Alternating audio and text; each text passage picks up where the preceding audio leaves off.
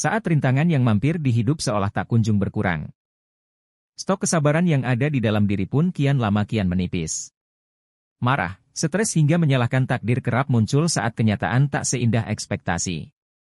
Begitu banyak orang yang terjebak dengan emosi sesaat, hingga akhirnya menyesal kemudian.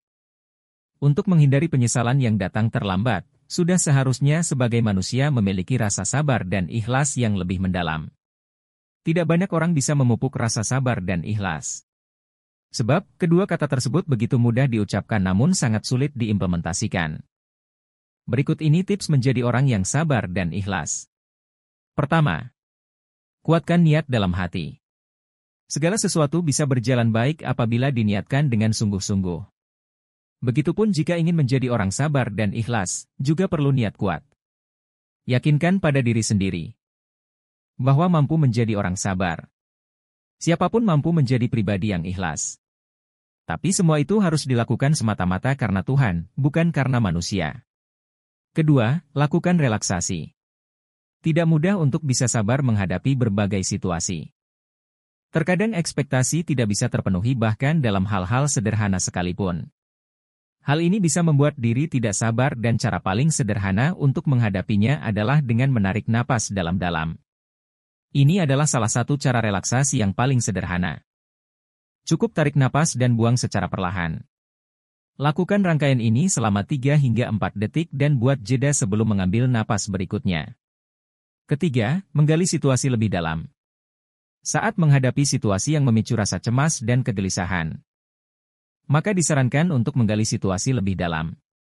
Misalnya, ketika diri sendiri merasa benar-benar gusar dan tidak sabar apabila menunggu seseorang yang datang lebih belakangan.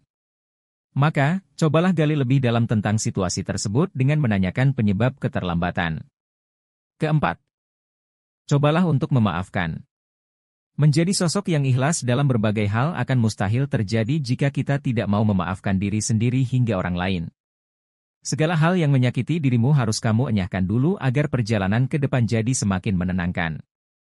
Ketika hati dan pikiran dipenuhi rasa dendam, maka sulit bagi kita untuk bisa ikhlas. Sebaliknya, mencoba untuk memaafkan akan membuat hati lebih tenang dan damai. Kelima, selalu ambil hikmah baiknya. Ketika masalah tiba-tiba muncul, pasti rasanya sangat sedih. Kecewa, marah dan kesal menjadi umpan balik yang wajar kamu lakukan.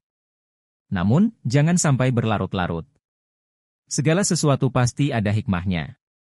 Seberat apapun itu, pasti ada hal baik yang bisa kita ambil di baliknya. Percayalah jika kesulitan tidaklah abadi. Bersabarlah menanti suatu hal indah yang akan terjadi di depan. Keenam, belajar mengontrol emosi. Mengontrol emosi memang bukan hal yang mudah dilakukan. Banyaknya pemicu yang muncul, semakin membuat kamu kehilangan kendali akan diri sendiri. Untuk itu, mulai belajarlah mengontrol emosi, agar kamu tidak terpancing melakukan hal yang merugikan. Tenangkan diri dari beragam peristiwa yang mengusik kehidupan. Ingatlah, jika meresponnya dengan marah-marah saja justru tidak akan memberi solusi.